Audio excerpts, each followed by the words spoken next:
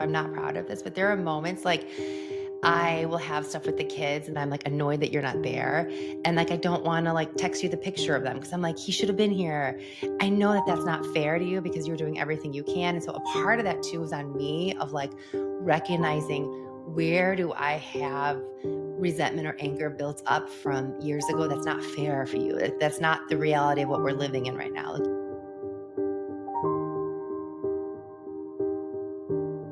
oh, hi. Hi, hi, hi. Hi, babe. Welcome back. There's that song. I did that last episode too, I think. I really want to sing that song on the podcast, but I'm not going to make people suffer through that. Welcome back to the show.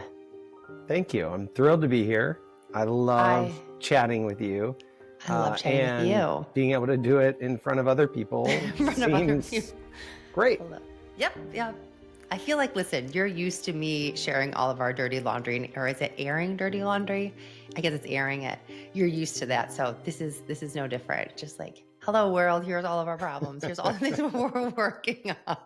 Come join us. Listen, you're our first repeat guest. And I have to tell you, I think I've told you this before, but the episode we recorded a few weeks ago was the most listened to episode, which tells me that the things that you and I kind of struggle with are relatable for pretty much every partnership and every relationship. So I was really excited to have you back on. And I'm happy that you agreed to go back on because I feel like we were just kind of diving into things towards the end of that episode. And so I kind of want to pick right back up from where we were. How does that sound? Sounds great. I'm Okay. maybe not surprised that people found it interesting. I find it really interesting to listen to other people work through things Yeah, that I work yeah, through, and yeah, um, so happy to do that maybe again. yeah. And if it keeps up, we'll just keep talking about things we're working on. You and I were talking about this a little bit offline that by no means, like, because I was sharing with you earlier, like there were a few topics I wanted to talk about today. And you're like, Katie, I have like no good advice on that. We are not like, we are not that evolved yet in our partnership to talk about some of those topics. So I just want to preface this by saying like JP and I are in no way like relationship experts. We really have no idea what we're talking about. We're really just sharing like exactly where we're at in our marriage 18 years in, like what we're dealing with in hopes that some of it resonates and translates for some other relationships because I think these are all it's not personal to us. I think it's universal to every partnership struggles with these same topics. So I'm just going to dive in from where we left off the last time. The topic that seemed to get the most traction was with this idea of, I don't know, equitable partnerships and carrying the load, I guess you'd say, like a parenthood evenly, and how we manage some of this.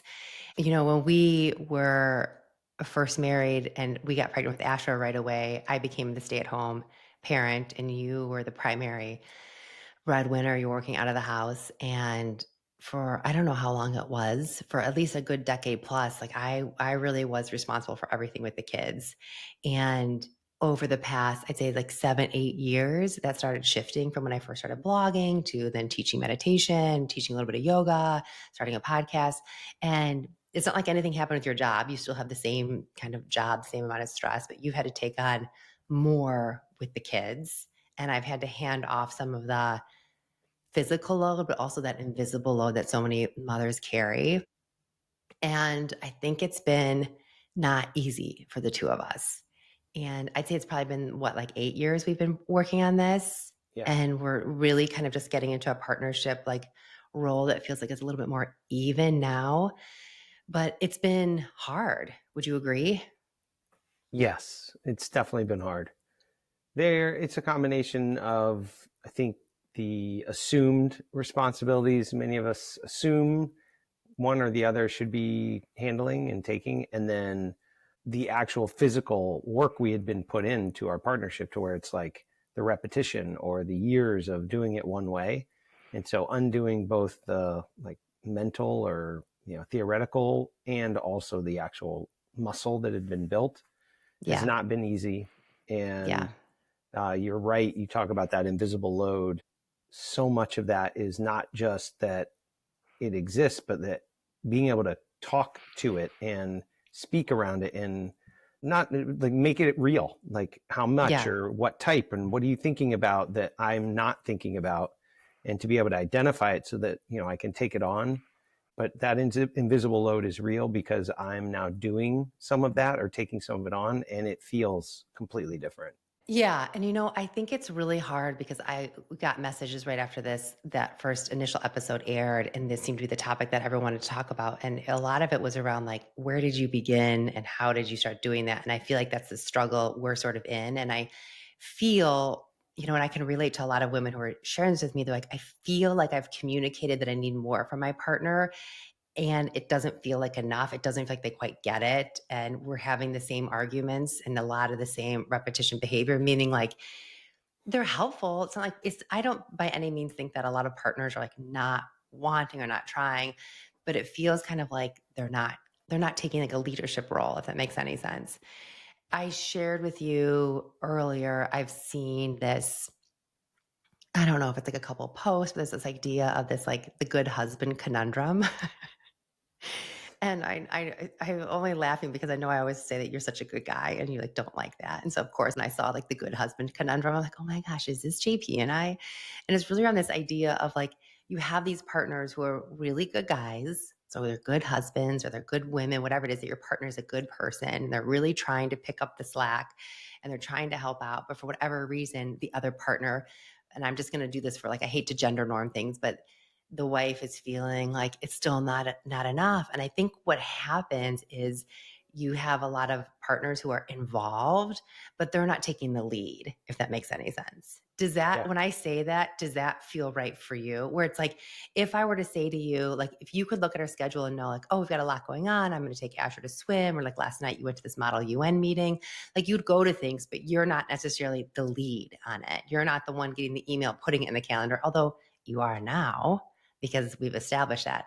But like it's not 100% on the other person's plate.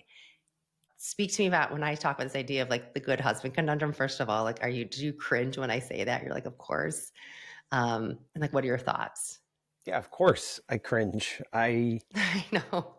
I know I am a good human and I'm a nice person, but being called a good husband or nice doesn't, I don't know, elicit anything other than like you're a polite human being, or like you're a decent roommate Stop. type of thing. Stop. What really excites me, or what really gets me fired up, or makes me feel good about myself, is when I'm called out for something well beyond that. That you didn't just show up; you actually delivered. And we struggled a lot with that idea of, you would ask for more and I would do more, thinking that I could feel it, like I picked up some slack, but you always carried the full weight of like you were the backstop and you got all the Yeah. information and handled everything. And we struggled with that for years. And it wasn't until we made a significant change where I'm certain you had suggested it, like you're just going to take an entire child soup to Yeah. nuts, or an Yeah. entire activity. It's like, Yeah. don't even put me on the emails. I'm not the extra Yeah. parent. Like, Yeah. you get everything. It goes in the calendar. You get them there. You pick it, and um, it unlocked a great deal for me in a couple of ways. One, it allowed me to truly understand a lot of that invisible work, Yeah. and that load that you would carry, of remembering it and freaking out in the middle of the night, like, oh crap, I didn't send that thing in order Yeah. for them to do whatever it was. And it also got me a good sense of like, how much more of that could I take on, because it was like little bits and pieces, but I recognized that it was actually easier understanding everything, because I would come in, you've heard me mention this a lot, it would feel like a merry-go-round that I'm trying to jump on while it was moving. Like if I'd come home from traveling or come home after a really busy day and life is happening, and you're like, I don't know where to jump in. I don't know how Yeah. to get on this thing. And if I owned it, I knew how to jump on or knew how to get into that thing, whether from travel or a long day. And so those were big unlocks for me. And on the other side of it, I found so much more joy in You did. parenting Yeah. as a Yeah. result of it. Of like, I could see there was that. a part of being a dad or a parent that I was missing, that you had 100% stake in, or that had all of it. And that's been great for me. Can I ask you something? Do you remember like when it was sort of that unlock for you? Because I feel like it was quite a few years that we were doing this like uneven dance. And I also will say, like, I feel like it almost created so much more conflict because I feel like in your mind you were trying, and yet it didn't matter. It felt like it was never enough. The messaging I'm imagining you had to receive was, you're not doing good enough. Like, it's still not enough. And that had to feel really deflating and kind of unmotivating to have a partner who was like, you had to always feel like you were in the hot seat with me. Like, here she is pissed at me again. Here she is, like, I missed this thing again. So that had to be really deflating. Like, what happened? Like, what was the switch? Was it really just us verbalizing? And I remember that was around COVID when I said to you, like, can you just literally take out Asher mentally? Yes, that was definitely it. And it was when it was Asher. I remember it was that conversation of like, I want you to handle him soup to nuts. And that has been in place now for several years. And we've since implemented that type of stuff in other parts of our partnership and with the kids and other things. And yeah, that was a big unlock for me. But if to go back to your question about how did it make me feel, Yeah.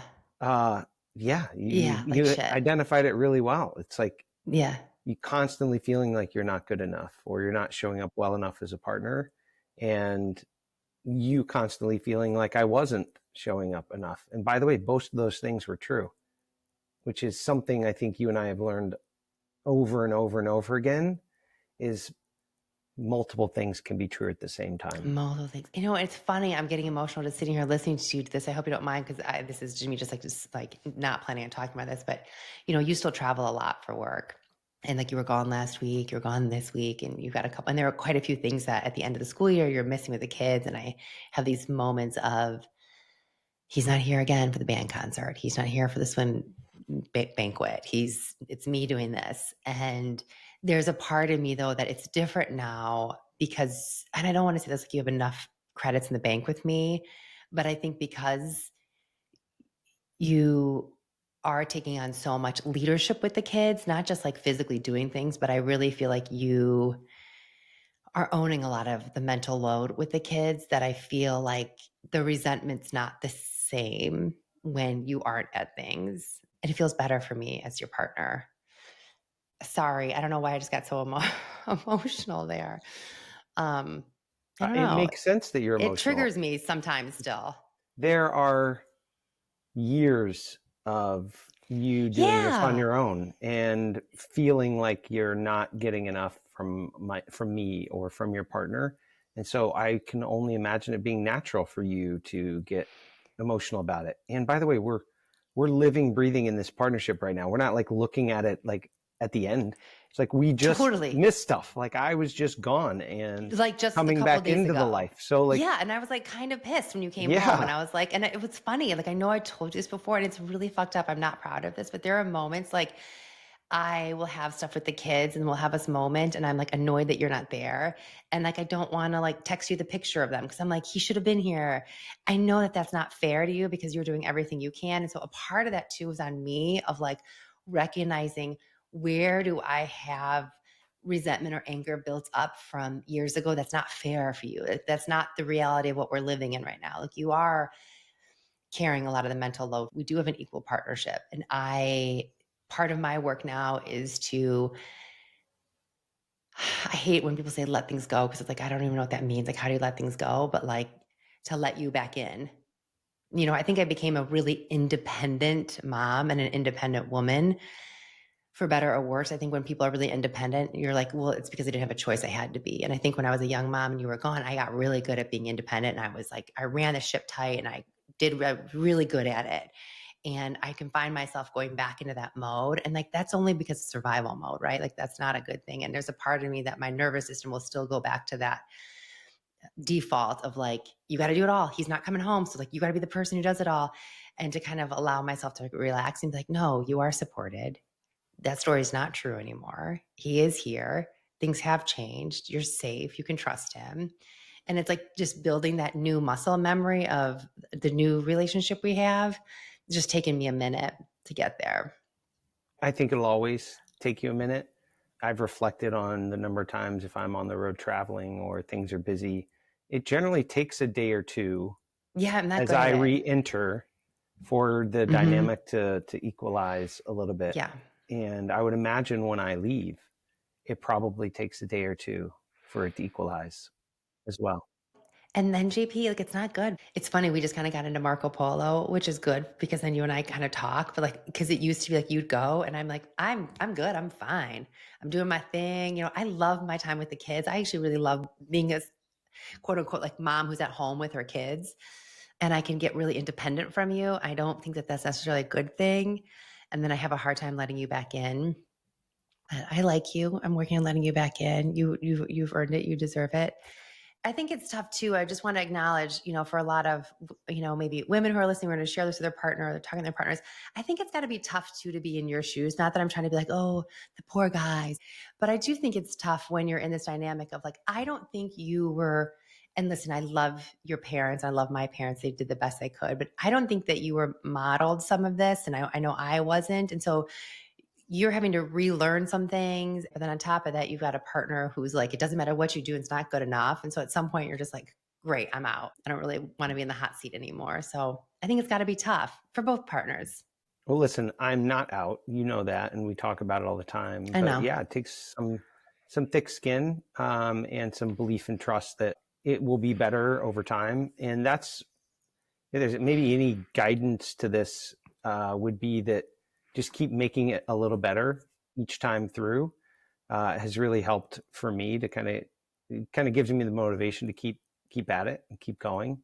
And I'll just maybe circle back because we maybe brushed over it really quick, but there is real joy in fully owning something for those kids and seeing it all the way I through. That know. like I signed them up for that thing, they did it, they did really well. I saw it all the way to completion, and I saw that you only got to enjoy it and that you didn't have to worry about it. There's just a lot of really wonderful things in that for me, and it makes it worth it. That's for sure. Listen, I think the way that you're parenting now, you're getting to experience that role of being the nurturer, which I don't think you had before. I think you were always the provider and you were really a supportive father, but I don't think that you had to play the role of the nurturer. And now you're playing the role of the nurturer. And I think that's really rewarding and something that you don't have in your day to day life. It's not like in your career you're getting that. Yeah.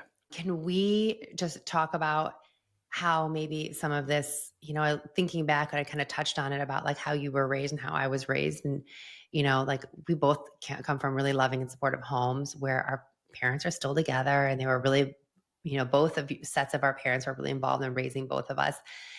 And you were modeled what a good, going back to like the good guy thing, but what a good father was. And same with me, like I think back about like what my father did and how I was raised. What messages were you taught growing up around what a good father is and what a good role model is, like what a good partner is? And what have you had to relearn now in our partnership? Like how have you had to relearn things?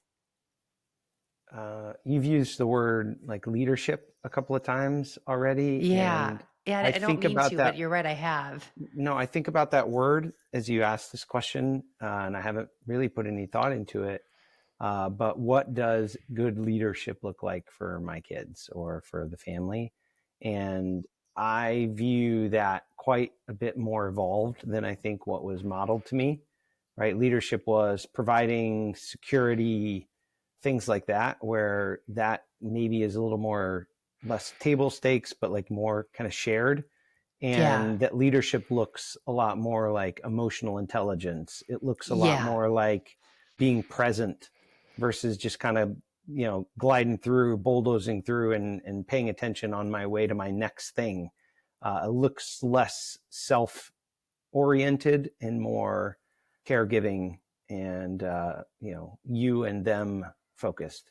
So the leadership is a word that's interesting that kind of comes to me, and I think I've evolved that. I think leadership has evolved, through these two generations a little bit. At least Yeah. good leadership has, and so I think maybe that's something. And I would also say our willingness to have these types of conversations. We spend a Oh, lot of time talking about our partnership and talking about the way we feel about it and the way we want to a approach it. And hundred percent. I was not modeled any of that. 100%. And it's so funny. I was just thinking about that this morning. I'm just thinking about the things about like what you were modeled about what a good partner is versus like what you're modeling for Asher and even for Lillian of like what a good partnership and the younger boys too, but really they're at that influential age, the older two of like what a good partner is and what we're modeling for them. And it's funny. So like last night when you were to go pick up Lillian from dance. Don't Yeah. don't make fun of me.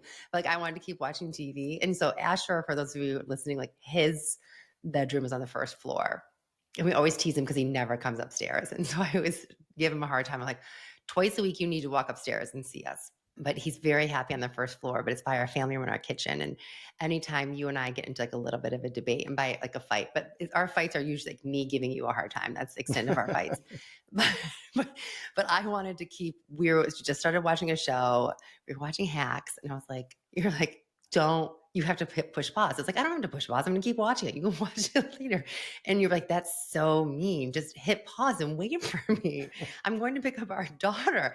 And like, that felt ridiculous to me because I wanted to go to bed. I'm like, it's 15 minutes. Let me just finish watching it, which also goes to show that really is like the dynamic of our relationship right there in that moment, that microcosm of a moment. But Asher was in the hallway, like he was standing there listening, and he looked at me. He's like, "Mom, you are so mean to him. Just hit pause. Like, be patient. You can be patient."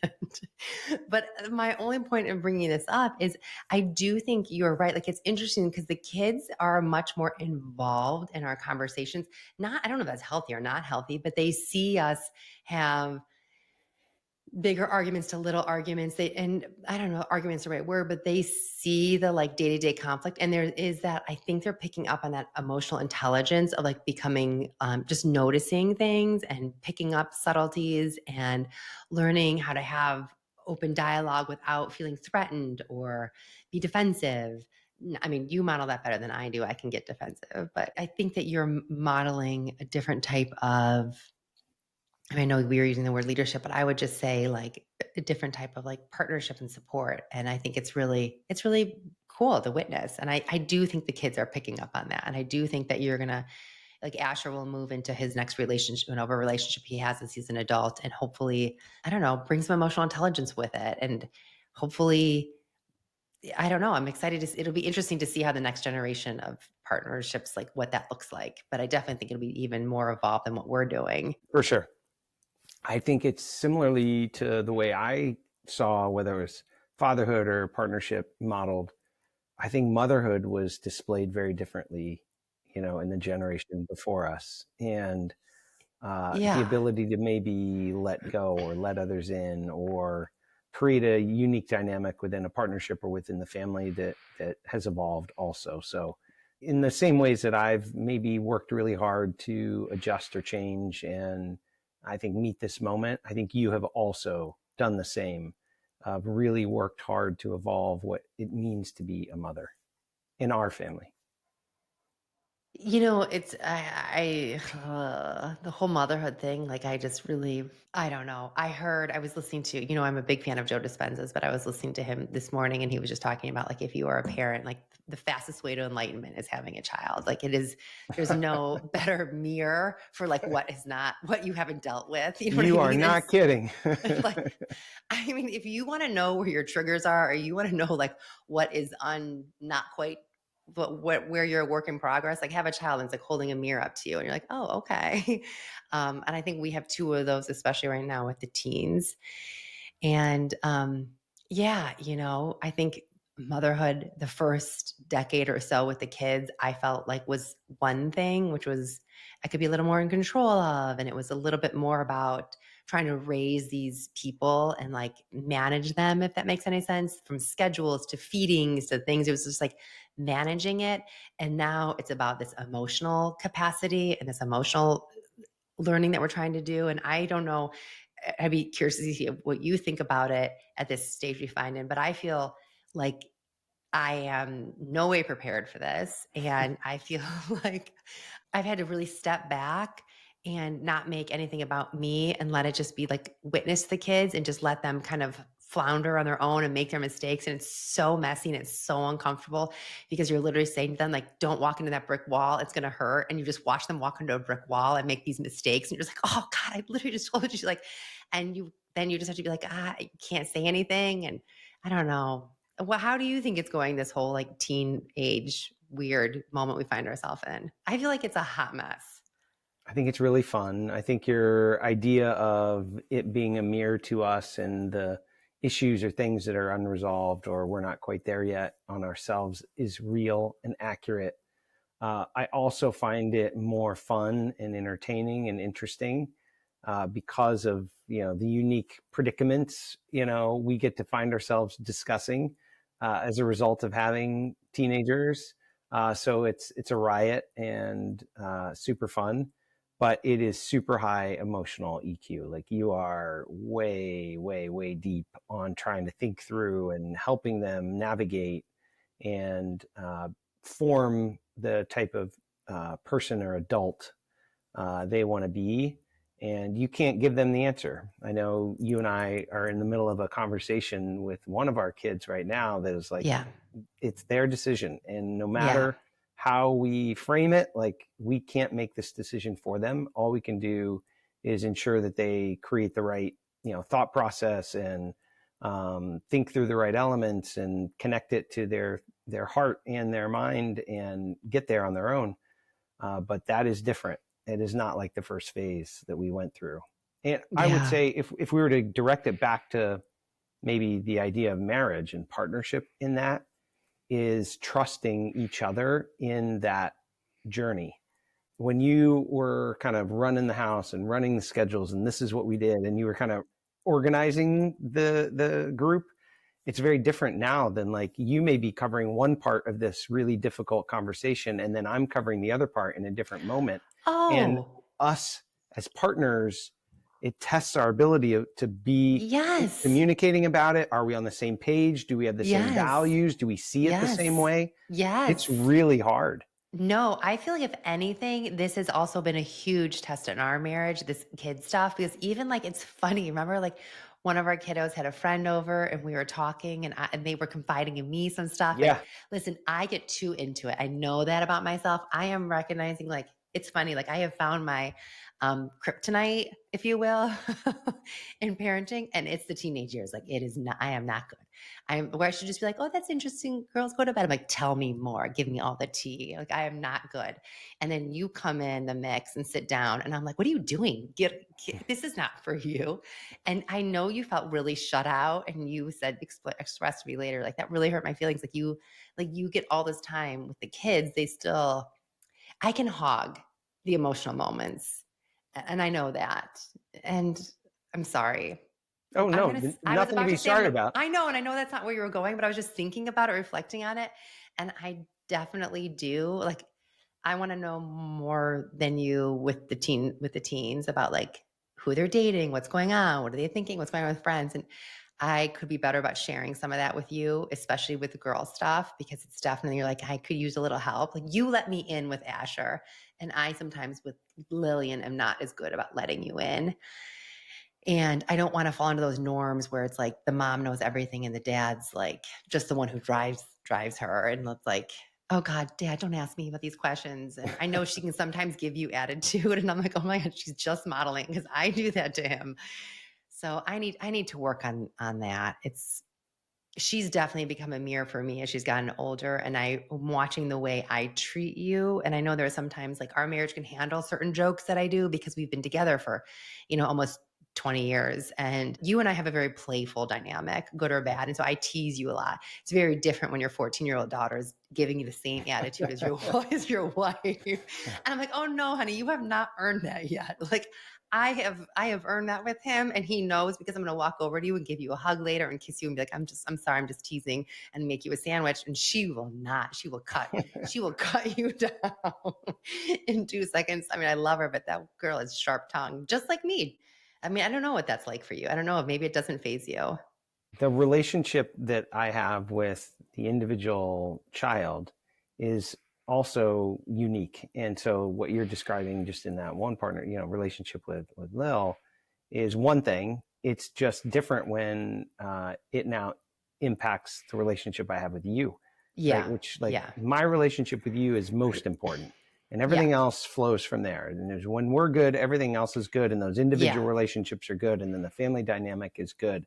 Yeah. but it can now affect it. And so that's where I was saying, like, the idea I that we agree. are in alignment, communicating regularly, on the same page, so that we can pass off that responsibility. And you don't have to fully own the emotional weight of one of the children, that we can share that a little bit, and that, you can get the good and the bad with that. So, like, you can take on some of the responsibility when it's tough, and you can get some of the upside when things are really good. But we do spend a lot of time together talking and communicating about that and sharing. I think it's one of our, yeah, I don't know, superpowers. One of those unique things in our partnership is that time that we devote to that communication, and our spending quality time together. Yeah. Um, and between the sobriety that we have, and we're never dealing with Yeah. that work, and then that time, I think that's the secret sauce for us personally. Yeah, I wanna talk about that. I wanna put a pin I wanna just set that over here for 1 second. I do wanna talk about the things that we do, because I get a lot of questions like, "How do you guys manage this?" Like, we've got young kids, like, how do you make it work? And I think it's really tough, but I do think you're right. I think we're lucky we've kind of found some ways to, kinda keep connected with each other on some of these topics. But it is funny, I wanna just go back to this thing about, like, when it's you and I are good, the rest of the stuff with the kids is good, and I feel that very much. And listen, we have not always had seasons where you and I are great, Yeah. right? Like, that's not always been the case. It happens to be the case right now, which I feel really fortunate. But regardless, it's always been my love for you. I mean, I love those kids more than anything in this world, but don't get too excited when I'm about to say this, but I love you more than them, and they know that. And they always say that, like, I actually think that that's good for them, and it makes them see, like, they know that if you say something, it's coming from me too. Like, you and I are on the same page about Yeah. all the things. And I know I haven't always felt that way, but I think they see it as a unit. But I just want to go back to something, because you said something about not having to carry that emotional load. And I think the biggest thing that we're teaching the kids right now, the biggest thing that you and I are working on in parenting, is this emotional intelligence. And if I can give the kids anything, it's may they learn, like, ways to kind of, like, navigate their emotions and recognize them and talk through them and have language for it. But it's interesting because, with one of our kids right now, they're having a really hard time emotionally. I think there's a part of me that still wants to be the person who carries part of it with one of the kids. Like, I want them to be, you know what I'm talking about, Yeah. don't You you? want them to solely respond or rely Yeah. on you. Yeah, yeah. And it's been hard for me to let you in. And I'm like, oh my God, it's so dumb, because I can let him worry about camp forms and I can let him worry about doctor stuff. But when it comes to now this one child having a really vulnerable moment, not that I don't trust you, but, like, I hog it. And I am carrying that load again. I'm choosing to take that load on. And I am doing that to myself. And it's like we're just having this conversation. It's like dawning. I'm like, oh my God, I'm doing it again. And I'm exhausted. You've seen me the past couple of weeks. I'm Yeah. like, nah, I'm exhausted. I'm drained mentally. And I'm like, why am I doing this? It's really Old easy patterns to, die hard. yeah, Like it's it, really easy to fall into that kind of stuff. It man, really, really is. yeah, yeah. So anyway, we're still clearly trying to figure all of this stuff out. I think it's easier when you talk about mental load, and it's not like this emotional load of, like, some of the heavier stuff when they're getting older. This stuff as they're getting older, with, like, dating and college applications and stuff like that.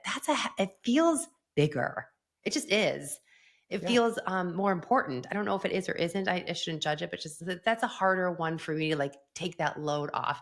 When for the younger boys, or when Asher was younger, I could, like, easily hand it off to you and no problems. I'm a little more attached now as they're getting older, and I'm recognizing that I'm getting too close to it. I need I need to step back a little. Well, Okay. we really worked through that together here, didn't we? Yeah, yeah. Great. Thank you for workshopping that with me. So, I heard we talked earlier about finding time for things, and I mentioned that was, something that comes up quite a bit. We've got 4 kids, you have a busy career. I have my career too. How do we find the time to, like, talk about these things? Is it really just, like, at 6 a.m. on our morning walks? Like, what is it? How are we making it work? Well, we commit to the fact that we have to spend time. Like, we've Yeah. realized that, like, communication and all of that only happens when you invest time. And so we've recognized that we have to spend the time. Like we have to invest actual minutes or 30 minutes or hours together in order to be able to communicate in an effective manner to get this done. It doesn't happen two shifts in the night. It doesn't happen while everybody's talking over dinner. It's like, it's got to be you and I. And so we carve out that time. We go for Yeah. long walks together. We're fortunate to live in a beautiful place. We actually used to do it when we didn't live in as beautiful of a place, and when it'd be really cold, we'd still go for walks, but those Yeah. walks uncover so much. It allows us to be there for one another and work through things or whatever it may be. And then we also try and schedule those times where we're just like talking shop, office hours types of things, schedule stuff. Both have been helpful, but I would say the long walks to make sure that we're like emotionally and, I don't know, thoughtfully thinking about all the major things that are happening in our lives. Listen, I'm always a huge advocate, and I'll say this all the time to people. Like, besides starting a meditation practice and marrying you and having 4 kids, the next best thing I'd say that I do that I'm like, thank God I do this is waking up early. And I hate it. Yeah. I was always like, I'm not a morning person. I mean, I know you were raised by a farmer, so like you are a morning person.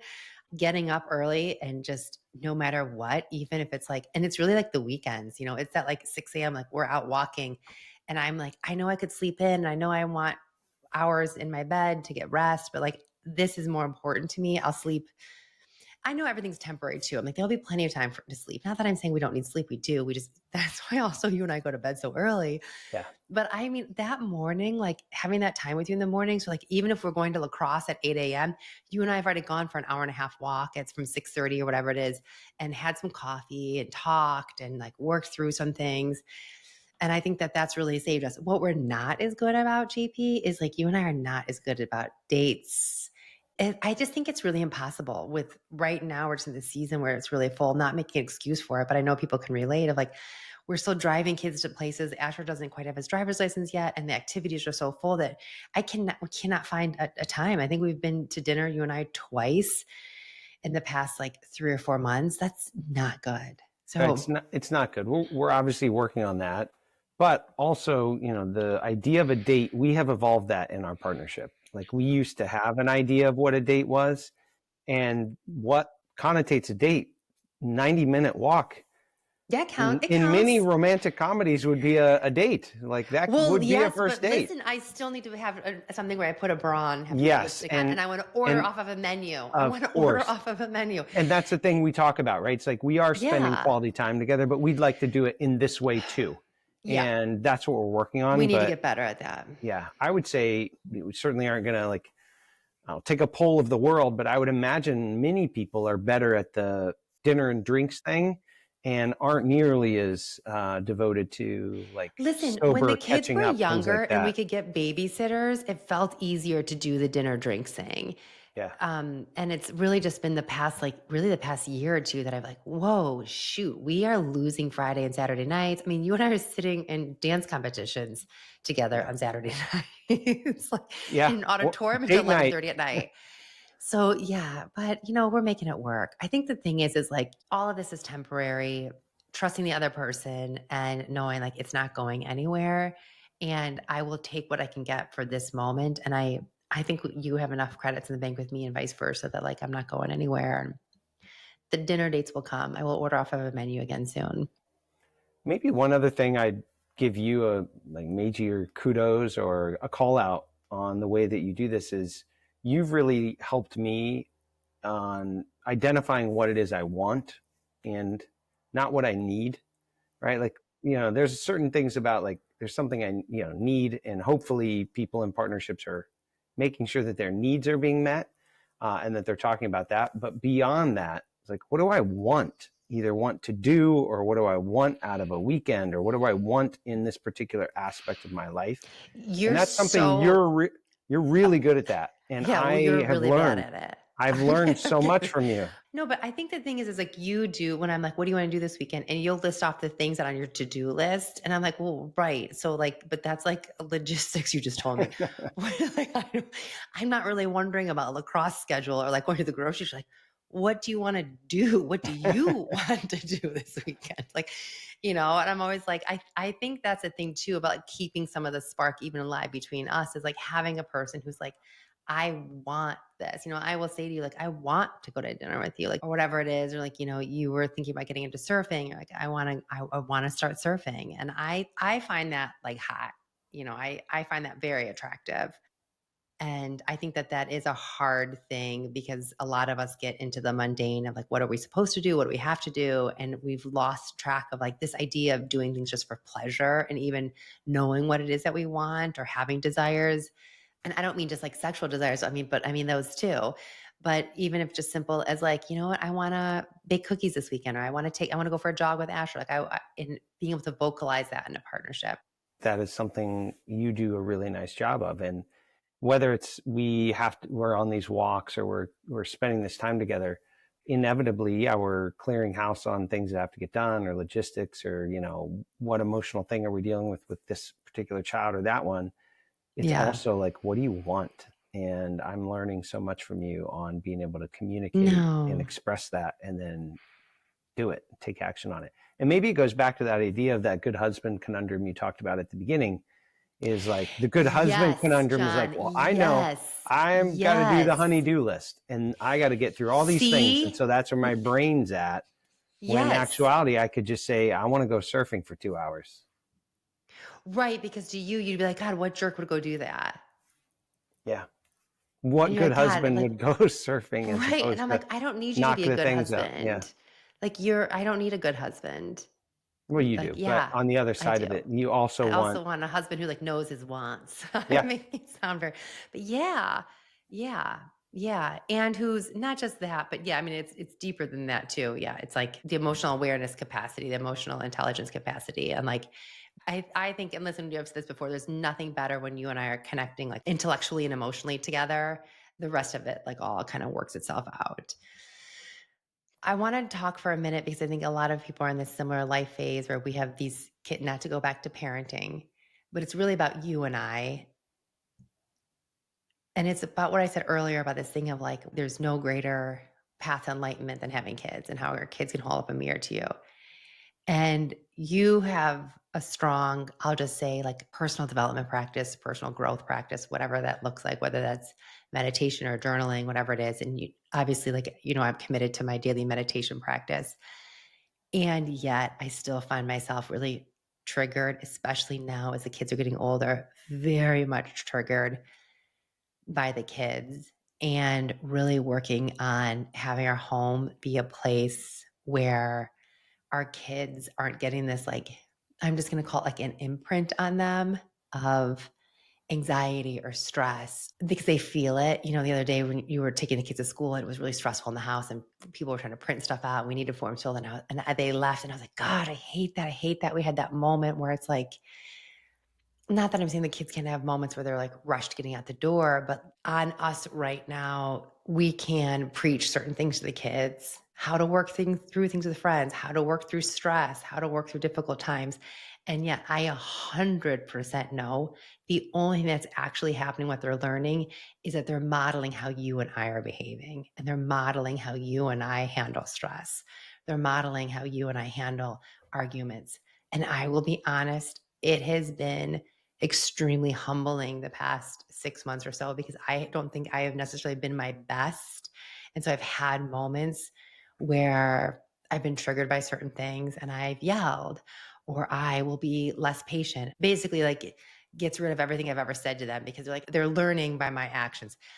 I'm not really sure there's even a question in there, except just say that like that has really been heavy on my mind lately. And it's been coming up a lot as we've been working through things with the kids as they've had issues of like biting my tongue of things I want to say and having to check myself and be like, oh, is this about Lillian or Asher or is this about me? Do I have something that's coming up about me that I'm wanting to prove, that I'm wanting to say, that I'm wanting to be right on this thing? And like, where can I check my ego and remove myself from this? And instead, practice like, this is what listening looks like, because I don't know that I was modeled that. And as a parent now, that's the hardest thing for me to do is to recognize that my actions and the way I maneuver through my days means so much more than any advice that I'm ever going to say. That's actually what she's picking up or he's picking up. And do you feel that same pressure? Like when I say all that, where do you go?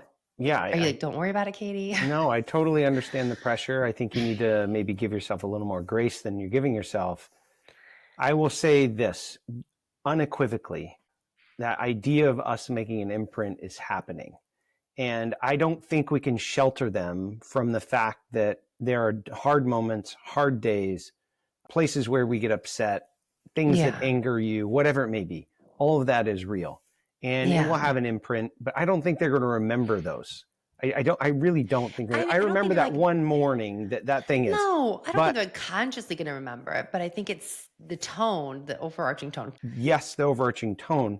But what I do think they'll remember, and what I do believe, even though you're giving yourself a really hard time, that we do a good job of in our home is revisiting it. We don't blow through something like that and don't come back to it. Where I know when I went through, my life, if there was a moment, there was no discussion, there was no reflecting back. And you Yeah. mentioned earlier our discussion about this idea of emotional intelligence and building it to them. It's being able to say that, like, there are emotions, it's okay to feel them. And as a result of all of those things, you should then self reflect. And that is that idea of meditation coming through, right? All the time you sit in silence and thinking, and the journaling that either I do or the meditative work that I may be doing, that self-reflection is showing up in the way that we're showing up with our kids, and even in those really hard moments. So yes, imprints are made. We may go down as parents that maybe yelled more than another set of parents, or whatever it may be. But I do believe the theme and trend of us always revisiting it and talking about the impact it may have had and why and how, and that it's okay to have emotion.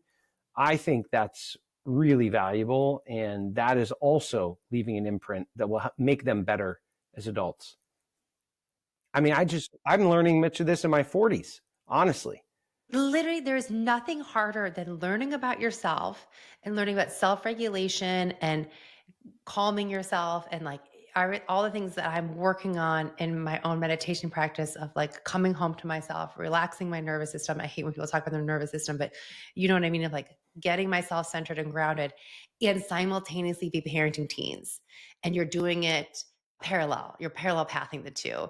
And there's a part of me that's like, I wish I would have known this stuff a decade ago and I would have been way more prepared as a teen mother. And that's not how it is. And I'm so thank goodness for my meditation practice. You're exactly right. It does give me the opportunity to sit and be reflective. And even though like my mind is like, I'm, obviously not like thinking about things, but it gives me the space and to go back and journal and reflect on things, not necessarily in that meditation moment, but it gives me that ability to reflect on things and to go back to the kids and say, hey, I'm sorry. I could have handled that differently, or I'm working on this. And you're right. I don't know that you and I probably had that growing up. I don't think that was modeled for our parents. That just wasn't something done. And so maybe it is even just the ability to say, like, sorry, let me try that again. And the other thing too, and you and I have talked about this idea of like, it was really easy when they were younger and we were like on a pedestal with the kids. And now they're seeing us as just like really flawed humans. And, even in our marriage, like I look at that and I'm like, JP is just a man. I don't mean that like just a man, but like you are so flawed and I am so flawed. And we're two people doing the best we can. And this, all we can do is continue to say, I'm sorry, let me try again. Okay, so out of everything that, you and I have gone through the past 2 decades and where we're at now and like how what we're kind of like learning with about each other and where we're at, what are you taking with you like moving forward in this next chapter that we find ourselves in, this next season? Like what are you excited about or what are we working on? Like where's your head at as we move forward? I think there are maybe two things that we Yeah. talked about today that are something I'm working on carrying with me more regularly. First one is this idea of like ownership. Like I find a lot of value in owning something start to finish, soup to nuts, whatever it may be. I'm going to keep finding those places to hopefully take more of that invisible load off and, find the joy in it moving forward. So I see a lot of value in that. And the other one is this true sense of being all in. Like being all in and being very present in it allows me to ride that emotional roller coaster, reflect on it fully, totally understand where I may have gone wrong or not gone wrong. show up as every possible aspect of a partner that I want to show up for you, hear feedback on it. So like being all in on it and it not just being like a Yeah, side gig is something else I'm definitely going to take forward. I like that.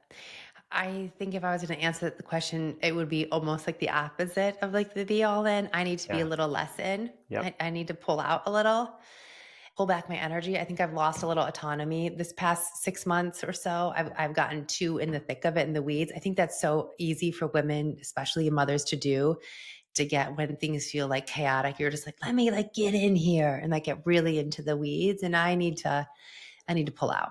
I'm not helping them and I'm not helping you and I'm not helping myself. You know, I talk about this idea a lot with the women I work with of like we hold things so tightly and we need to like just open our palms and just like allow. And I am noticing like where I have clenched fists right now, and I have clenched fists in parenting with the teens. I have a little bit of clenched fists with you and I'm a little controlling. I'm a little hard on you right now.